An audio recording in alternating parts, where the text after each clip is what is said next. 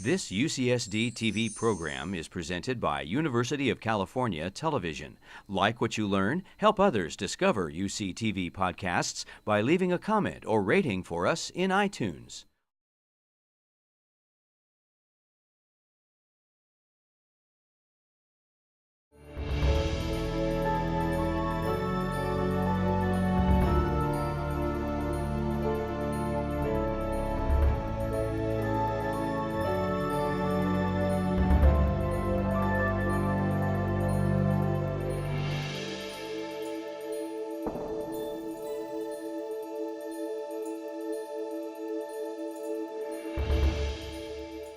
Good evening and welcome. My name is Nigella Hilgarth and I'm the Executive Director of the Bird Aquarium at Scripps Institution of Oceanography at UC San Diego.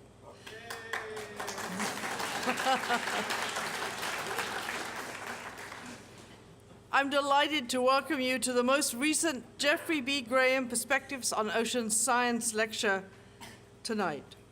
And it is my pleasure to welcome tonight's speaker, Dr. Jeffrey Seringhaus. Now, Jeff is a professor of geoscience here at Scripps Institution of Oceanography. He received his PhD from Columbia University's Lamont Doherty Earth Observatory in 1995 in isotope geochemistry. So it won't surprise you to learn that he is an environmental geochemist. And he works on gases that are trapped in ice cores. And so by doing that, he can reconstruct past variations in atmospheric composition and climate.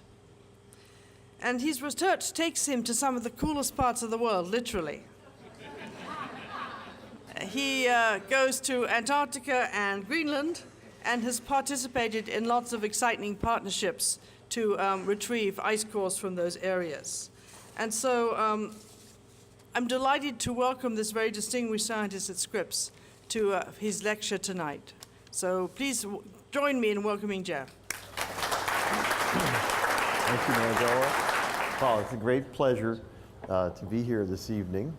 And my goal is to try to tell you about some of the things that we might learn about our future by studying our past. And in particular, my interest is in the ice, the great ice sheets on Greenland and Antarctica in particular, because those bodies of ice, it turns out, contain little air bubbles that trap secrets about our past, about past climate and atmospheric composition.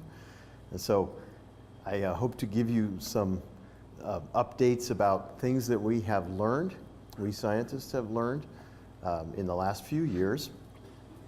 And I always like to start out my lectures with a picture of the next generation, because it's really all about the next generation.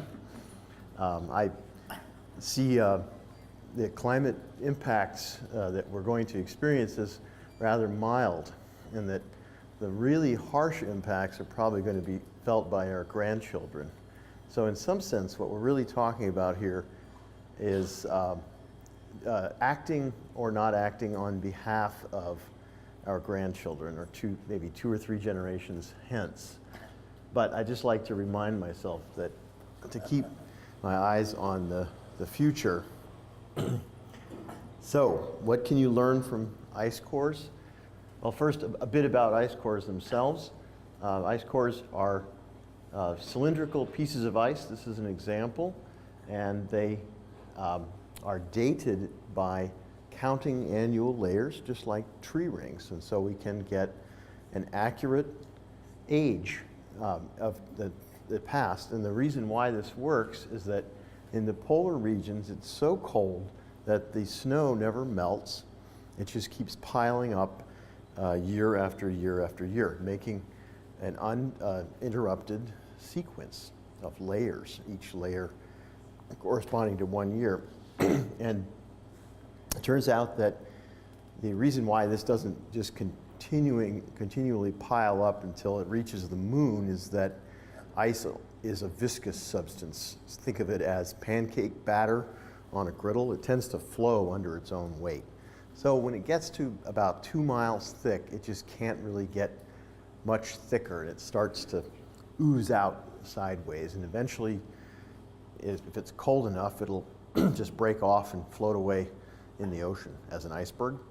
And so that's what happens mostly in Antarctica, actually. You don't get that much melting in Antarctica proper. Mostly the ice just breaks off and floats away as an iceberg. And of course it melts just fine once it's out in the open ocean. So this is what the air bubbles look like. So they're about 1 millimeter across, not very big. And as you can see, there's lots of air trapped in the ice. The reason is simple. The snowflakes, as they fall, have some air in between them, and as the snow is compressed into ice, it doesn't succeed in expelling all of the air. And so a little bit of air is left in between the snowflakes, and eventually that gives you ice with air bubbles in it. About 10% of the volume of ice is air bubbles. This is a cross-polarized photograph, so you can see some pretty colors here. This is an ice grain here, and this is another ice crystal, and then these black things are the bubbles. Again, about 1 millimeter across. And so what do we learn from the bubbles? Well, many of you will have seen this kind of figure. This is 400,000 years ago on the left, and time increases as you move towards the right. And here we are in the present. And so what you see on this graph are CO2 concentration measured in the bubbles. And as far as we know, this is an accurate representation of the past atmosphere. How do we know that? In 1957, Charles David Keeling of this institution started measuring atmospheric carbon dioxide reliably for the first time. And the ice core bubble record goes up to about 1995. And so there's a period of overlap between 1957 and 1995 when the two records can be directly compared. And the ice cores agree very, very well with Keeling's record. And so we know that the ice cores are a faithful record of past atmosphere. So this record shows that the carbon dioxide varies between about 200 and 300 parts per million. Today, it's about 400 parts per million. And so this variation is due to the ice ages coming and going. The current levels, the human-caused part of it, is this part between about 300 and 400. And this, I should note that this time scale is greatly expanded. This is just the last 150 years, so that you can see just more of the details. If this line was plotted on the same scale as this part of the graph, then it would just be a straight line. It would look just like a straight line going straight up. So, humans have changed the atmosphere due to burning fossil fuels, and you see that very clearly in the ice core records. This methane is another important greenhouse gas, and methane has also been changed, almost tripled by human activity. And so there are also these small variations during the ice ages.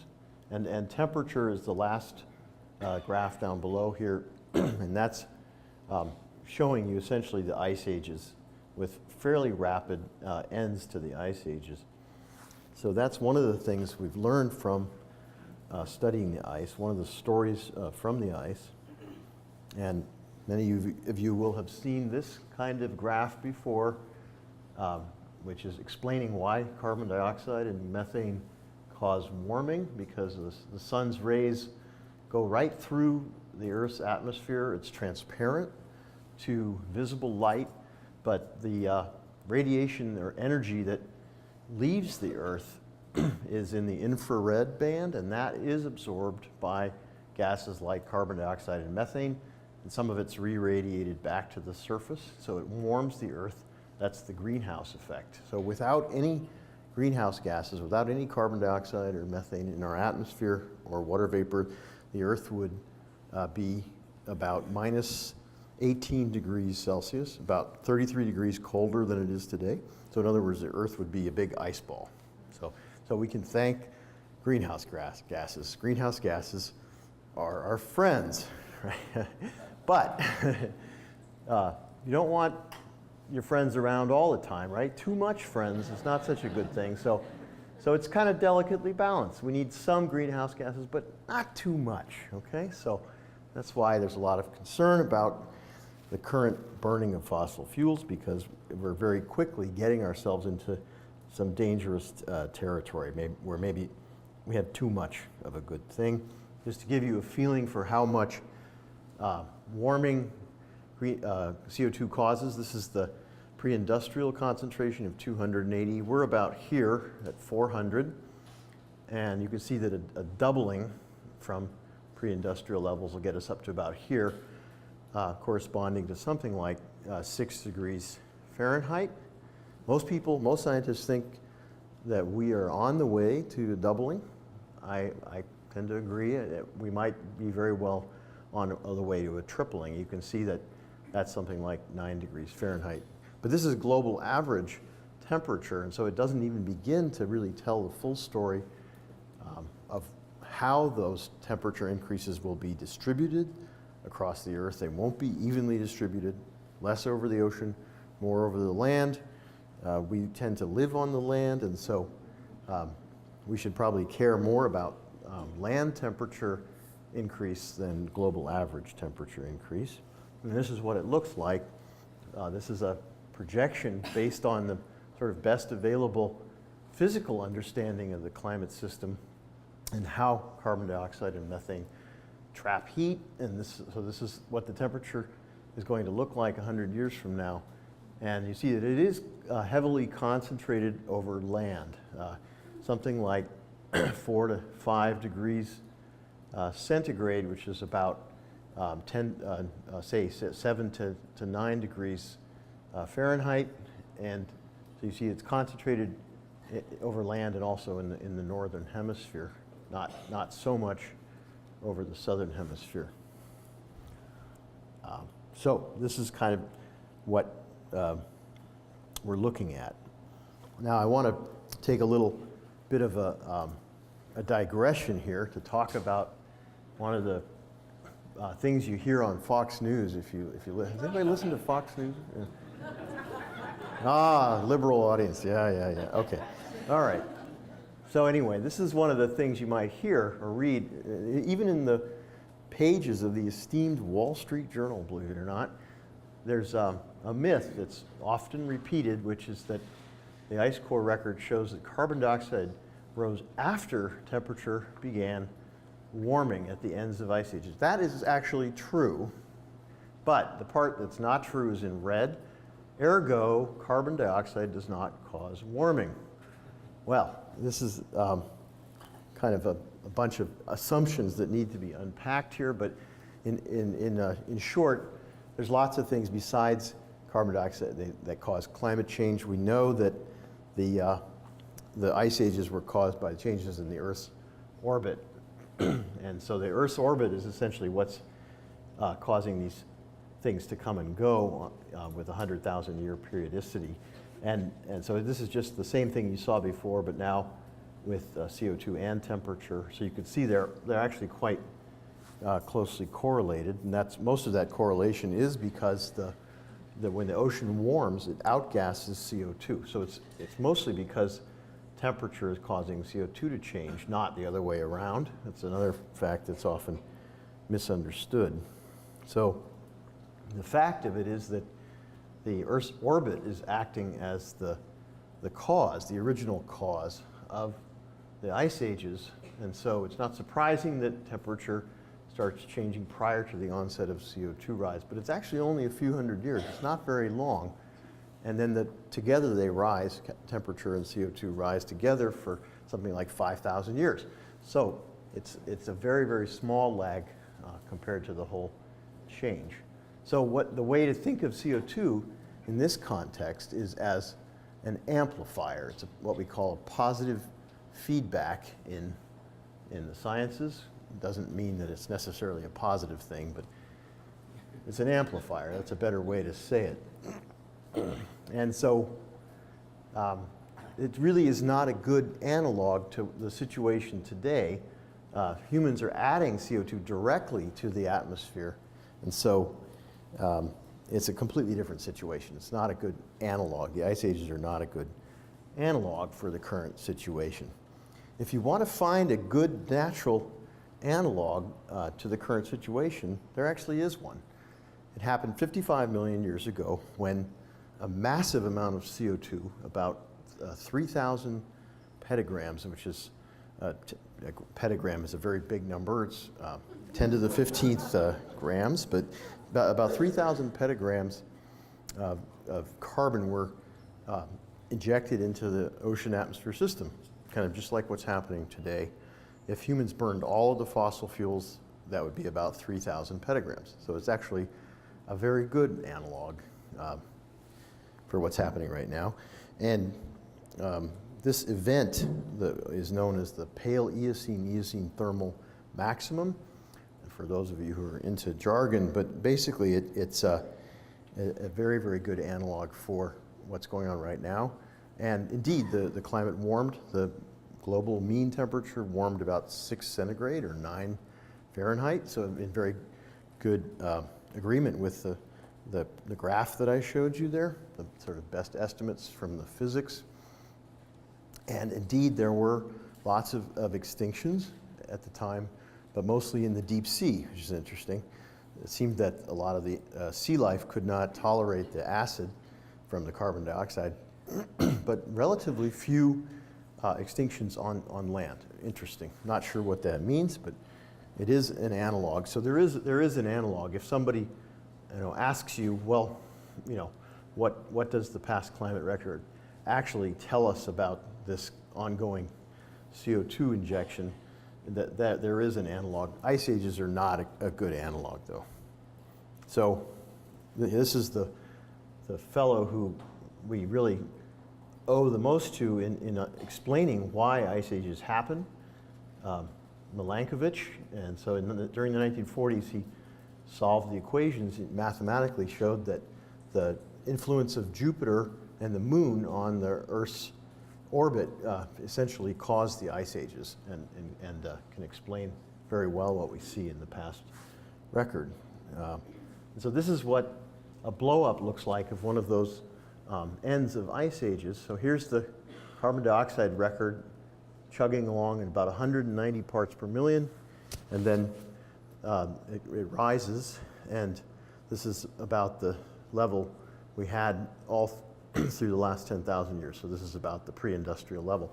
So this rise from here to here took about 5,000 years, and it was about 80 parts per million.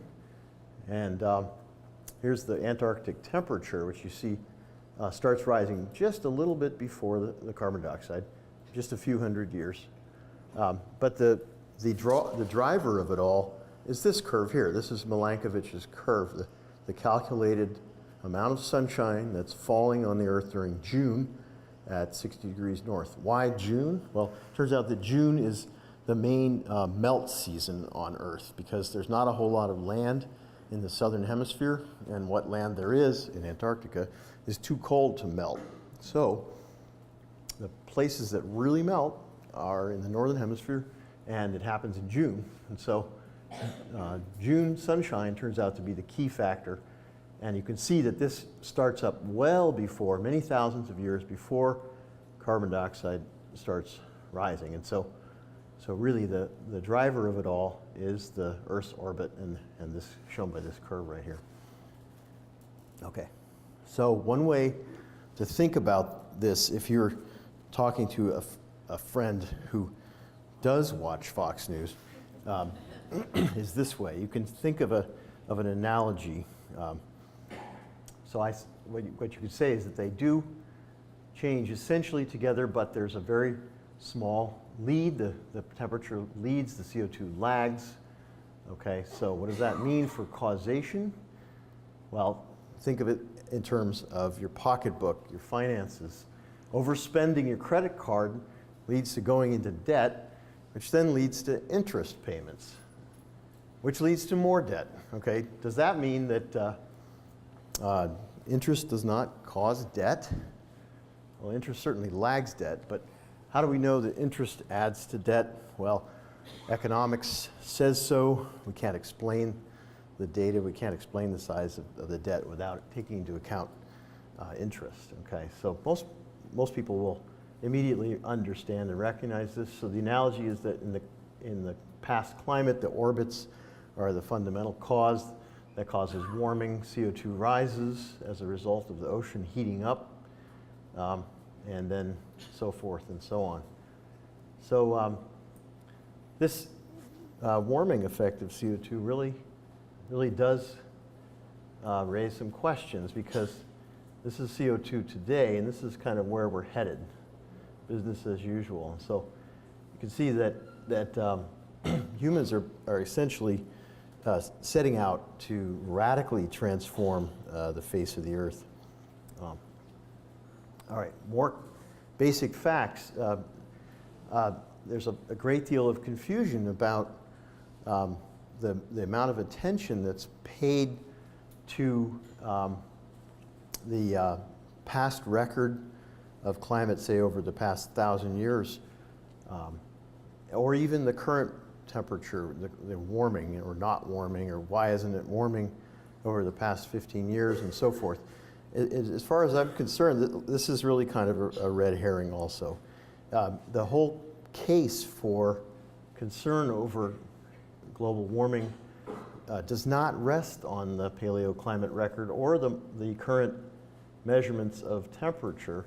It rests on basic physics. CO2 traps heat, and plus the undisputed basic measurements like the Keeling curve. We know that humans are adding CO2 to the atmosphere through multiple lines of evidence, most strikingly because fossil fuel CO2 is quite depleted in the rare isotopes of carbon, carbon-13 and carbon-14. And so if the CO2 that's rising right now had a natural cause, you wouldn't see a decline in those isotopes in the atmosphere. In fact, those isotopes are taking a nosedive right now in the atmosphere, consistent with a human fossil fuel source for the CO2. So there's many other lines of evidence, but that's probably the easiest one to explain. So anyway, you have basic physics, you have undisputed measurements, you have a culprit. That's really the major part of the story, and everything else is kind of a distraction, frankly. All right, so I'm going to switch gears now and talk about a few other of the stories that come from the ice about what might happen in our future.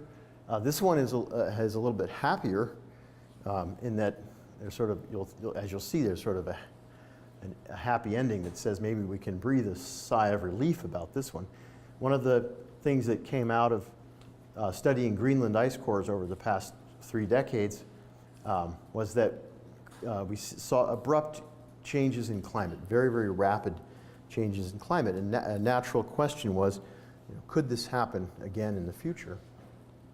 And so this is what it looks like standing on a glacier in West Greenland where the old ice comes up to the surface, and you can actually see the difference between younger ice, which is the Holocene, this is the last 10,000 years that we live in, and here's a period called the Younger Dryas, which was right before that, which was very much colder, and it was also dustier, it turns out, and so you can actually see it. And this sharp contact just emphasizes how abrupt that climate change was. Here's what the ice core records actually showed in great detail. The temperature is in green here on this graph, so this is starting out at about minus 31 centigrade at the summit of Greenland. And this is the last 10,000 years, the sort of stable period of climate in which civilization and agriculture developed. So this is sort of think of this as the environment in which our current civilization evolved. So you see these are fairly big climate changes in terms of the effect that they had on humans. This is the so-called medieval warm period when grapes grew in England. You could make wine in England. And here's the Little Ice Age when the ships couldn't reach Iceland because of sea ice and people starved in Iceland. The Vikings abandoned Greenland. So these are climate changes that are known because they impacted humans. Now I'm going to show you the rest of this record, and that's what the climate actually did before humans got into the business of civilization and agriculture. These are big changes. This was about 10 degrees centigrade or 18 degrees Fahrenheit at the summit of Greenland. Probably not so big elsewhere. But clearly the climate is capable of changing radically, and this only happened in about 30 years, and about half of it happened in 1 year. So there's a very, very fast and large climate change. And so the natural question is, could this happen again?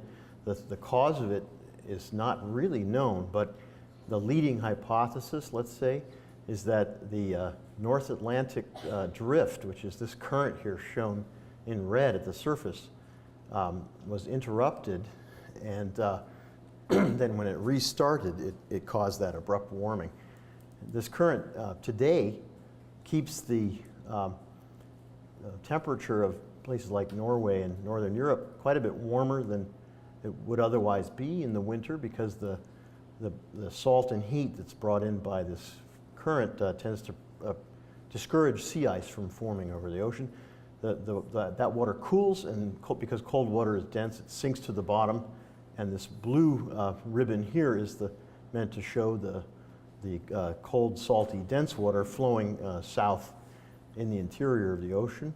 So this circulation is more or less continuous, with warm water being drawn up from the subtropics, cooling off, sinking, and flowing back south. That's what we call the meridional overturning circulation. And it plays a very important role, actually, today in keeping the North Atlantic Ocean ice-free in winter. And the reason is simple. It's just that fresh water is less dense, and so all else being equal, it will tend to accumulate and then form a layer of fresh water on top of the salt water.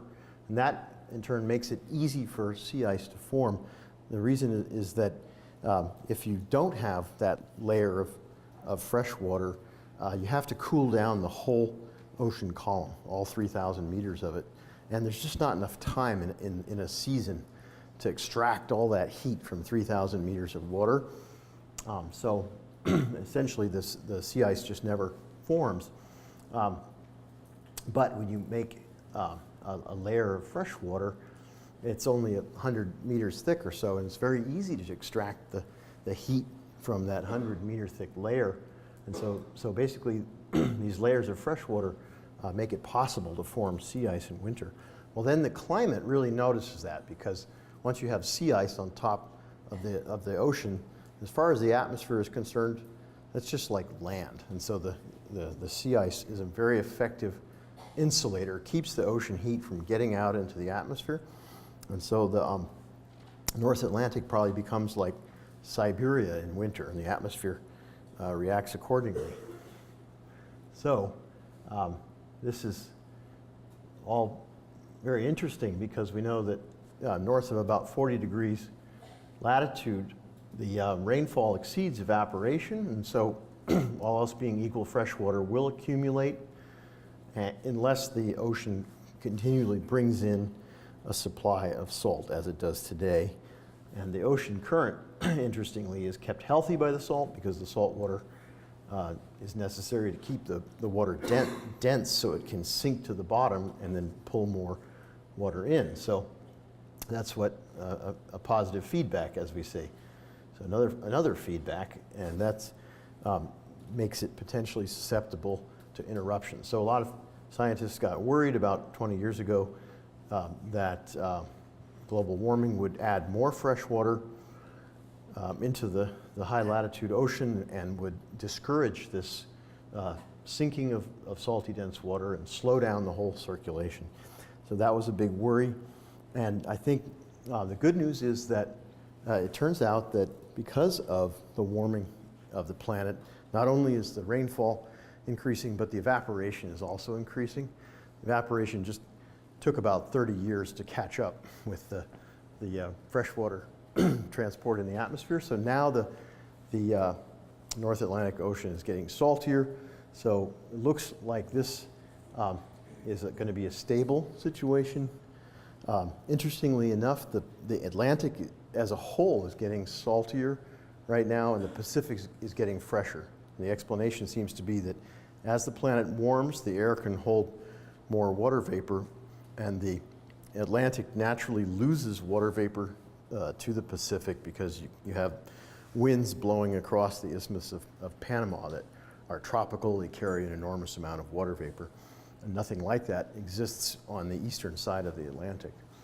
So, good news is this overturning circulation is probably safe in our future, so we're probably not going to have abrupt climate changes again. The other thing to consider is that the magnitude of those abrupt climate changes was certainly accentuated by the presence of lots and lots of sea ice in the past.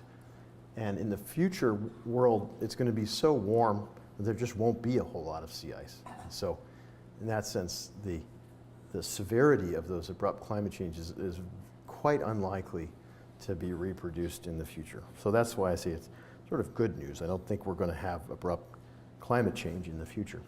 So one of the other worries was that methane that's trapped in an ice-like substance called hydrate, methane hydrate, might become destabilized in a warming world because it's only stable at temperatures of below about 4 degrees C, and as the climate warms, this methane ice-like substance could become turning into a gas. It could become destabilized. And so one of the big questions was, what happened during these previous abrupt warming events that we know happened?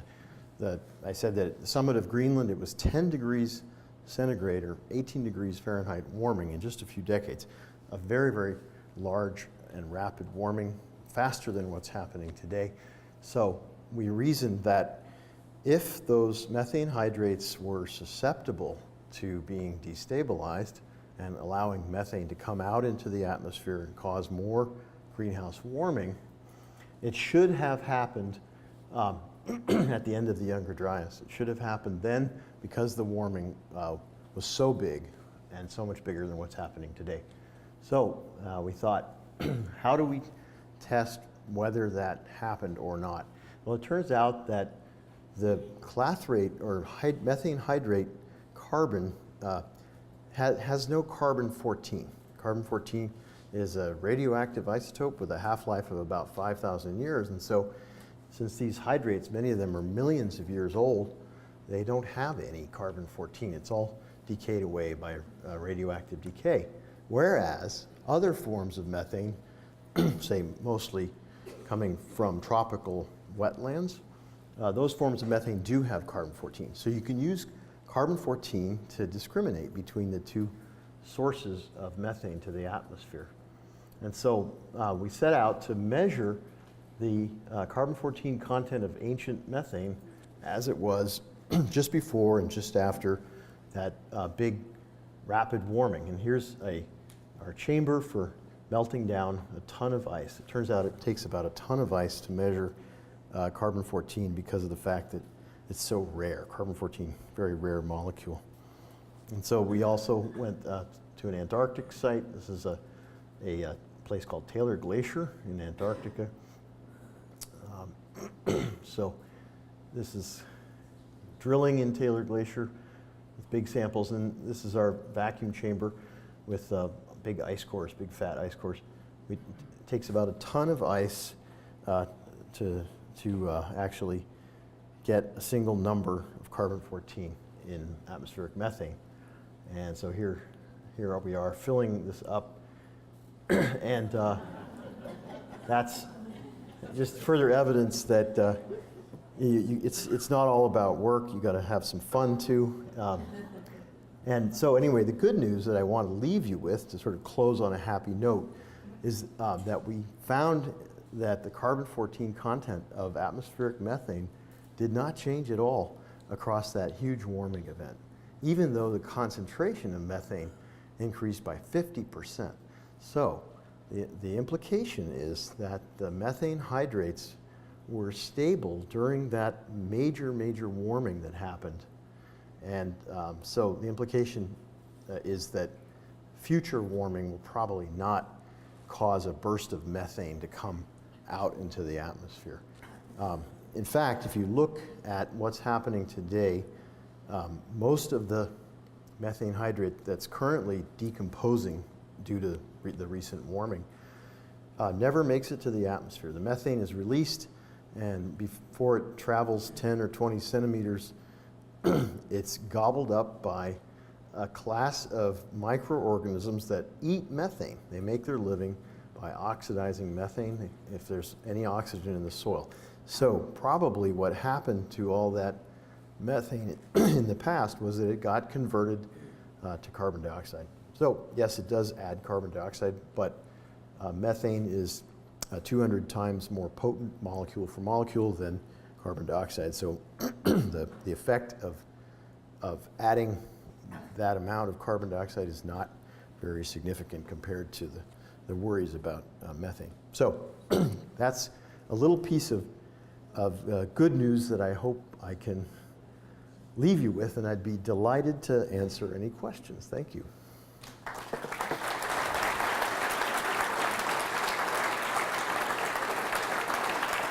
Great question. So the question is, was the little ice age in the medieval warm period also caused by some kind of oscillation of the Earth's axis or orbital dynamics? The answer is no, actually.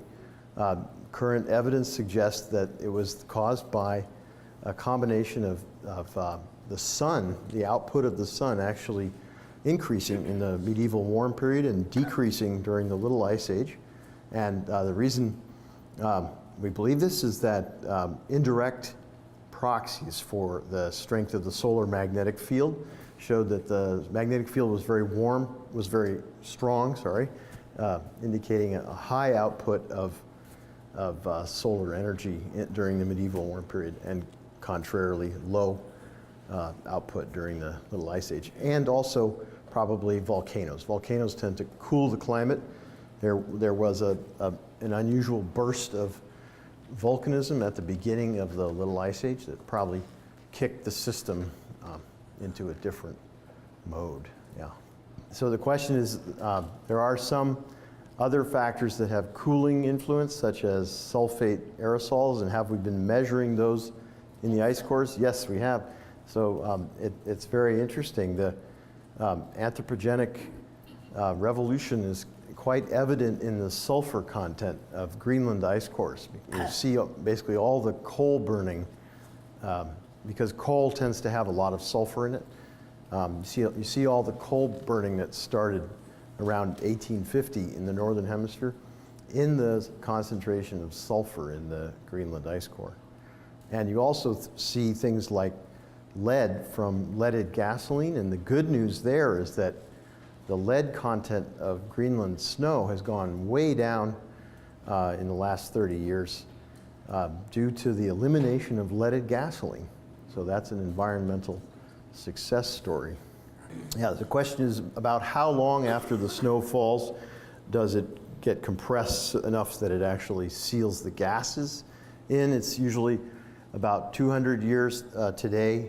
In Greenland, it's up to 5,000 years in some places in Antarctica where it's very dry and it only snows about 2 centimeters a year. So it's quite variable. Yeah, and that's one of the big challenges in our field, is to figure out what the difference is in age between the gas and the ice. Okay, so the question was, did you say that methane is not a big problem? And I'm confused about that because I read that methane is a big problem. And so the answer is, I was only talking about methane hydrate. Methane has lots of other sources: landfills, leaking natural gas pipelines, fracking, cows, termites, you name it. There's lots and lots of sources of methane. I did not mean to imply that those are not a problem. Quite the contrary. As I said, that methane has almost tripled under human influence, and that is no doubt in part to those things that I just mentioned. Probably mostly cows and landfills, but yeah, all those things are important for explaining that tripling of methane. Worry about methane still. Absolutely, yeah, absolutely. I just was trying to talk about methane hydrate, which is a specific class of, kind of methane, yeah. Oh, okay, so if I can sort of paraphrase, quantitatively, how do the methane hydrates compare to the other sources of fossil fuel? Did I get that right? Yeah, so methane hydrates are currently not exploited as a fuel at all. Part of the problem is that they're disseminated. They're little blebs of methane hydrate that are disseminated at fairly low concentration through enormous volumes of seafloor sediment. And so it's not very practical at the present time, even though the Japanese are experimenting with this. It's just not economic at the present time to use methane hydrate as an energy source. The concerns that I talked about were from this disseminated methane being warmed by the ongoing warming that's happening right now, okay? So not having anything to do with economic harvesting of methane hydrate. You see the difference there.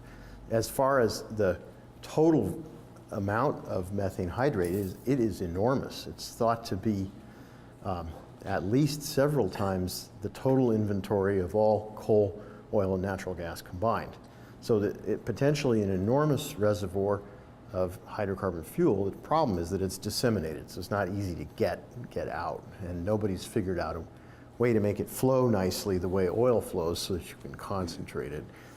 But anyway, does that answer your question? Yeah. So the question is, why exactly did I say that we're unlikely to experience an abrupt, rapid climate change again?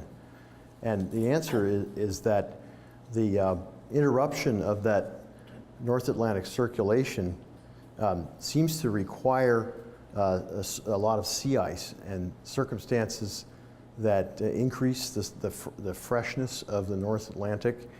And right now, we're going exactly the opposite direction. We're going towards a world that has much less sea ice, and we're also getting saltier. The Atlantic is getting saltier. So both of those factors militate against an interruption of this overturning circulation in the Atlantic. And in order to get the abrupt warming, first you have to turn off the circulation and then turn it back on again. So that's, it's the turning back on that seems to cause that abrupt warming. Does that help? Yes, it does. Yeah, okay. Yeah, so the question is, what is the oldest ice that I've ever worked with, and is it harder to read the information in the bubbles? 800,000 years is about as old as the ice core record goes back, and as far as we can tell, it's not any different than ice that formed yesterday. So we're lucky in that sense. It seems to be well preserved. The only thing that's a little more difficult is that it tends to be squashed very thin down at the bottom of a glacier, and so the ice is very has very thin layers. The layers start out maybe 10 centimeters thick, and they get squished all the way down to less than a millimeter. So it's harder to count annual layers in ice that's that old, but most everything else seems to be okay. Well, thank you very much, Jeff, for a great presentation.